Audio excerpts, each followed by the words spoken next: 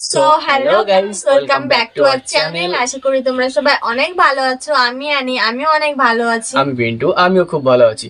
So guys, আজকে আমরা reaction দেব যে দৃশ্যগুলো দেখে লাখ লাখ লোক কেঁদেছে। মানে বাংলাদেশের কিছু এমন মুভি বইয়ের যে ক্লিপগুলো আছে যেগুলো দেখে লোকে কান্না করে দিয়েছে। তো সেই সব বইয়ের উপরে আমরা আজকে একটা রিয়াকশন দেব। তো সেই সিনেমাগুলো ইতিহাসের সেরা দৃশ্য, মানে এখানে বলা হয়েছে যে বাংলাদেশের বইয়ের উপরে সব থেকে সেরা দৃশ্য ইতিহাসের পাতায় মানে আছে, সেরকম একটা বর্ণনা করা হয়েছে। তো গাইজ, যারা যারা আমাদের চ্যানেলে আজকে নতুন আছে, প্লিজ চ্যানেলটাকে সাবস্ক্রাইব করে বেল আইকনটা অল করে দিও। এবং এই বাংলাদেশের এরকম ভিডিও যদি আরও তোমরা পেতে চাও তাহলে আমাদেরকে প্লিজ কমেন্ট করে বলো, এবং তোমাদের সাজেশনে যে ভিডিওগুলো আছে আমাদেরকে কমেন্ট করে বলো, তাহলে আমরা অবশ্যই সেই রিয়াকশনগুলো আমরা দেওয়ার চেষ্টা করব। আর শোনা গেছে বাংলাদেশের অধিকাংশ লোকই ভারতের সঙ্গে ভালো সম্পর্ক আছে এবং তারা এই ইউটিউব চ্যানেল দেখে তারা সাবস্ক্রাইব করে সব কিছুই। তো গাইজ, একটাই অনুরোধ করব, সাবস্ক্রাইবটা করে দিও। তো চলো ভিডিওটা শুরু করা যাক। চাচা, বাড়িঘর এত সাজানো কেন? আর হেনা কোথায়? হেনার বিয়ে হয়ে গেছে।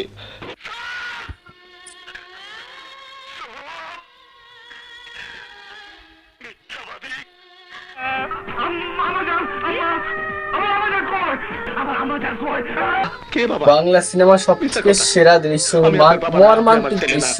আমাদের বাংলা চলচ্চিত্রে এমন কিছু সিনেমা নির্মাণ হয়েছে যেই সিনেমাগুলো কোনোদিনই পুরনো হবে না, এবং এই সিনেমাগুলোর মধ্যে এমন কিছু দৃশ্য বা মোমেন্ট ছিল যেই দৃশ্যগুলো দেখে হাজারো দর্শকের চোখে পানি গড়িয়ে পড়েছে আপনা আপনি।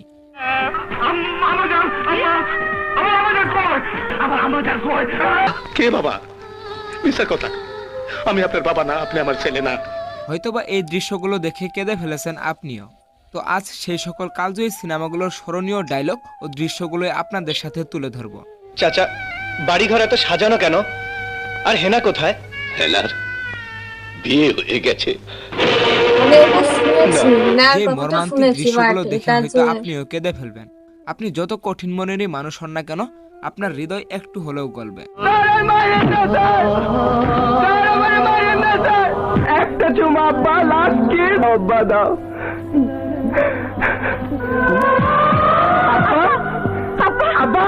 তো চলুন দেখে নেওয়া যাক বাংলা সিনেমার ঐতিহাসিক মর্মান্তিক দৃশ্যগুলো।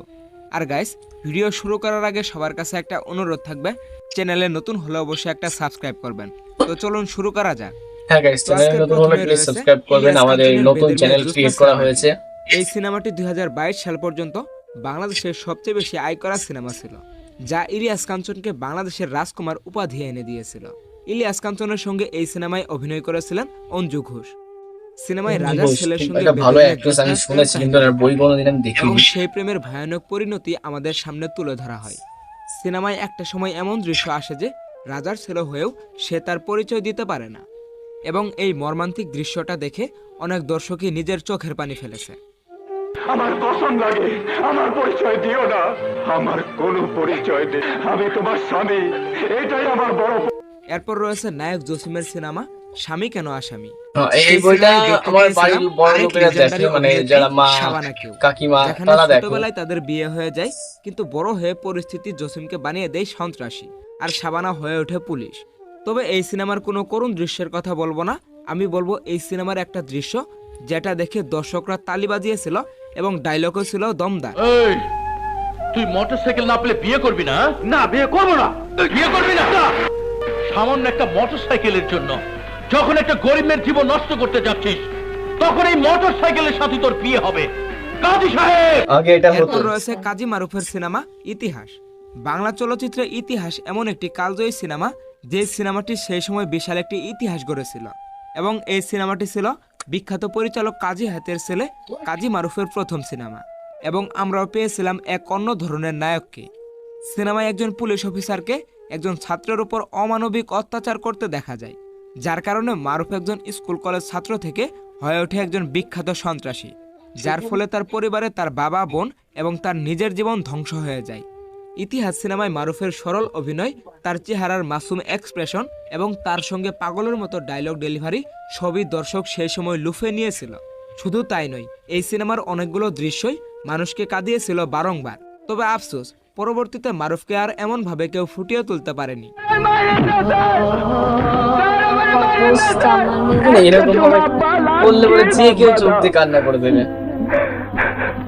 এই যে ভাই দেখো এই দৃশ্যটা দেখে কে কান্না না করবে, যে তার চোখের সামনে তার বাবা এরপর মারা রয়েছে যায়। মেগাস্টার শাকিব খানের সিনেমা আমার স্বপ্ন তুমি, যে সিনেমায় আমরা দেখতে পাই গ্রামের একটি ছেলের ওয়ান সাইড লাভ বা একতরফা ভালোবাসার গল্প, বা বলতে পারেন অসমাপ্ত প্রেমের গল্প, যেখানে শাকিব খান শাবনূরকে প্রাণের চেয়ে বেশি ভালোবাসলেও শাবনূরের বাবা শাবনূরের উজ্জ্বল ভবিষ্যতের কথা চিন্তা করে শহরের সাহেব ফেরদৌসের সঙ্গে তার বিয়ে দেয়।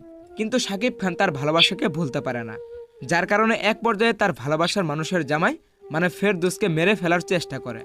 সেই সিনেমার একটি দৃশ্য এখনও মানুষের ফেসবুকের টাইমলাইনে ঘুরে বেড়ায়, যেখানে শাকিব খানের পারফরমেন্স ছিল দুর্দান্ত এবং এই সিনেমায় শাকিব খানের অভিনয় সবার মনেই দাগ কেটে দিয়েছিল।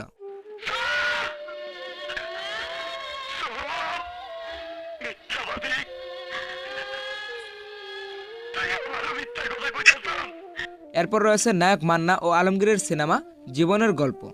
মান্না ও আলমগীরের অভিনয় ছিল অসাধারণ। এনাদের যারা নামগুলো তাদের শুনেছি অভিনয়ে কিন্তু একজন কোনোদিন এনাদের আরেকজনকে বইগুলো আমার ছাপিয়েছিল। দেখা হয়নি। সিনেমায় আমরা বাবা ছেলের এক ভয়ানক লড়াই দেখতে পাই এবং এই লড়াইয়ে কেউ জিততে চায় না। উপরে উপরে জেনে একজন অন্যজনকে ধ্বংস করে দেবে, কিন্তু ভিতরে ভিতরে নিজেরাই পুড়ে চায়।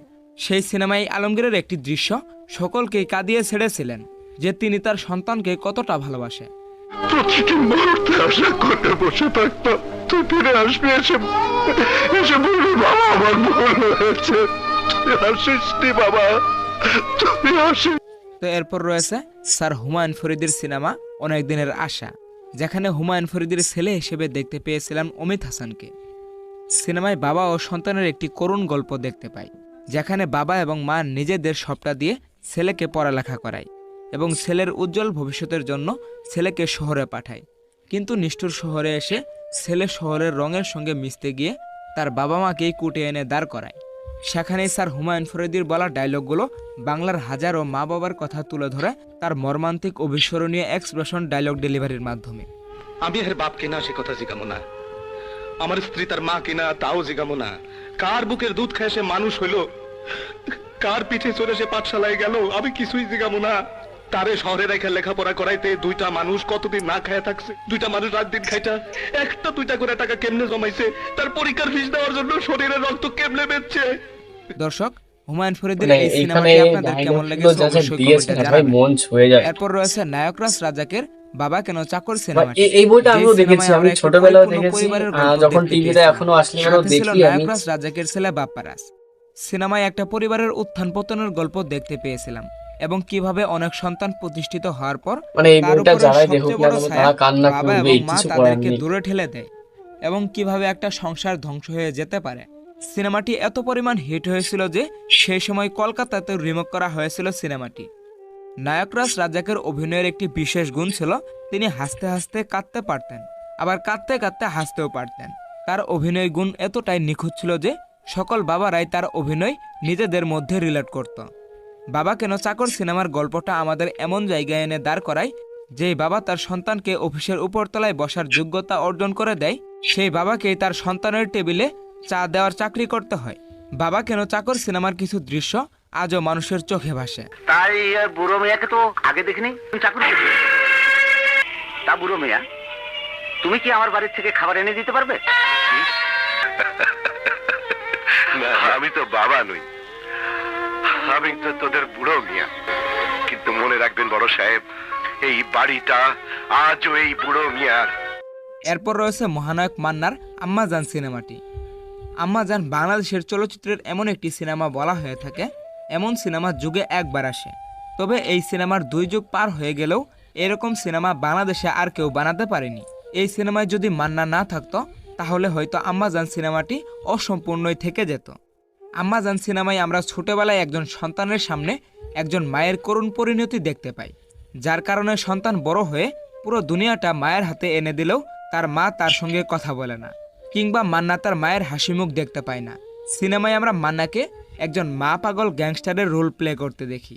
বর্তমানে তো আমরা অ্যানিমেলের মতো সিনেমা দেখে পাগল, অথচ মান্না আম্মাজান সিনেমায় বাদশা নামের যে গ্যাংস্টারের রোল প্লে করেছিল, যেমন সাইকো তেমনই নৃশংস, অথচ মায়ের জন্য পাগল। তো যাই হোক গাইস, আম্মাজান সিনেমায় এত পরিমাণ তো হৃদয় guys, কাঁপানো মার জন্য তো দৃশ্য সবাই ছিল পাগল যে বিষয়টা। কোনটা রেখে কোনটা বলবো। এই সিনেমায় অনেকগুলো দৃশ্য ছিল যা দর্শকের চোখের পানি বের করে ছেড়েছিল। আম্মাজান, আপনি আমার সাথে কথা কইতেছেন? ডাক্তার, 1 ঘন্টা আমার আম্মাজানকে পাশে রাখবা। 22 বছর, 22 বছর আমি আমার আম্মাজানের হাসি দেখতে পাই না। দুনিয়ার মধ্যে এমন কোন লোক নাই যে আমারে আইসে অ্যারেস্ট করতে পারে। নিজের মায়ের কে কোনদিন উলঙ্গ দেখছে? এই 2 চোখটা আমি দেখছি, এই 2 চোখটা আমি দেখছি। আমার আম্মাজান যেন আমার সাথে থাকে, আমার আম্মাজান গলা দড়িতে যেন মরতে না পারে। আম্মাজান আপনারে বাড়ি থেকে বাইরে করে দিয়েছিল। এরপর রয়েছে বাপ্পারাজের ঐতিহাসিক প্রেমের সমাধি সিনেমাটি। হ্যাঁ, এই সিনেমার গানটা নাম শুনেছি। শুনলেই আমাদের শুনেছি, চোখের just সামনে ভেসে ওঠে প্রেমের famous সমাধি গান। গানটির কথা। কি অভিনয়টাই না বাপ্পারাজ আমাদের সেই গানের মধ্যে দেখিয়েছিলেন। ফুল ফুটেছিল মনের বাগিচা। সিনেমায় ছোট কাল থেকে যৌবনকালে আসা একটি অসমাপ্তি প্রেমের গল্প পরিচালক আমাদের দেখিয়েছিলেন, যেখানে একটি দুর্ঘটনাকে কেন্দ্র করে সিনেমার নায়ক বাপ্পারাজ হারিয়ে ফেলে তার ছোটবেলার প্রেম ও ভালোবাসার মানুষকে। এদিকে আমাদের নায়িকাও ছিল অসহায় বাবার একমাত্র মেয়ে, তাই নায়িকার বাবা তার মেয়েকে চিকিৎসার ভাই, জন্য বিয়ে দেয় যত বই দেখি শহরের না কেন, জমিদারের মানে কাছে। বাঙালি আর বইতে এদিকে বাবারা বাপ্পারাজ কি তার অসহায়, ভালোবাসার মানুষের বিয়ে জন্য করা হয়, বড় টাকা লোক জোগাড় হবে করে না এনে অসহায় জানতে হবে। পারে তার ভালোবাসার মানুষের বিয়ে হয়ে গেছে। সেখানে বাপ্পারাজ তার ভালোবাসার মানুষের বিয়ের কথা শুনে যেই অসাধারণ এক্সপ্রেশনটা দেখিয়েছিল তা হয়তো বাপ্পারাজ ছাড়া অন্য কারো পক্ষে করা সম্ভব নয়।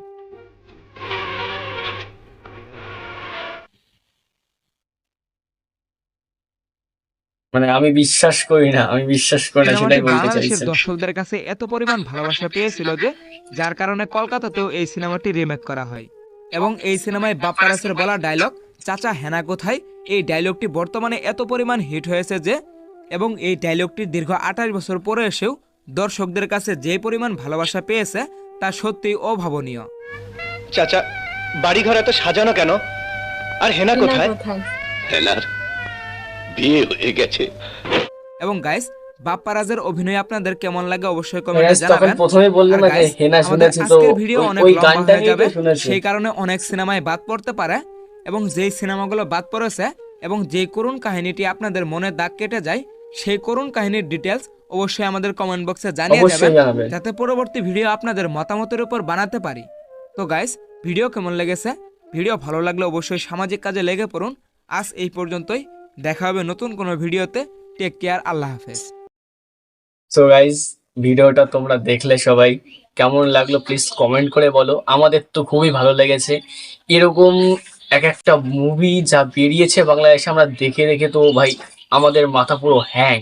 মানে এরকম মুভি কেউ বিয়ের করতে পারে? এত সুন্দর হ্যাঁ। মুভি, মানে ডায়লগ গুলো তো জাস্ট ওয়াও Wow. ছিল। আর যে হেনা বলেছে, ফার্স্ট অফ অল যে হেনার কথাও বললো, সেটা ওই প্রেমের সমাধি ছেড়ে এই যে গানটা, ওই গানটার জন্যই তো বইটা বেশি বইটা, ভাইরাল হ্যাঁ। হয়েছিল, আমি তো সেটাই জানি। তো গাইজ, আজকের মতন এখানেই রাখবো, বেশি কথা বলবো না। তো যারা চ্যানেল নতুন আছো প্লিজ সাবস্ক্রাইব করে বেল আইকনটা অল করে দিও। আর তোমাদের মতামত জানাতে ভুলো না। প্লিজ কমেন্ট বক্সে বলো যে কি কি মতামত তোমরা দিতে চাইছো, তোমাদের কোন টপিকে ভিডিও লাগবে সেটা আমাদের কমেন্টে বলো। তো টাটা। টাটা।